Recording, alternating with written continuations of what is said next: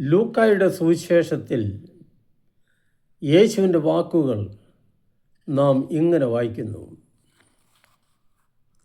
ഈ ചെറിയവരിൽ ഒരുവന് ദുഷ്പ്രേരണ നൽകുന്നതിനേക്കാൾ നല്ലത് കഴുത്തിൽ തിരികല്ല് കെട്ടി കടലിൽ എറിയപ്പെടുന്നതാണ്.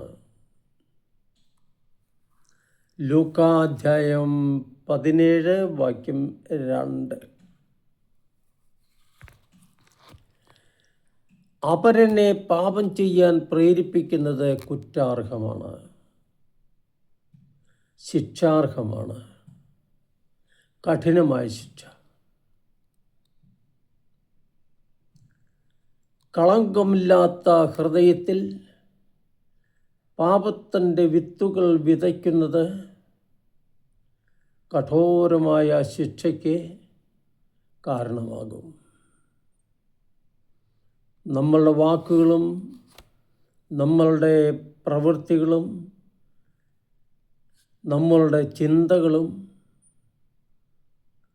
മറ്റുള്ളവർക്ക് പാപത്തിന് പ്രേരണമാകുന്നവയാണോ എന്ന് നിരന്തരം പരിശോധിച്ചു കൊണ്ടിരിക്കണം.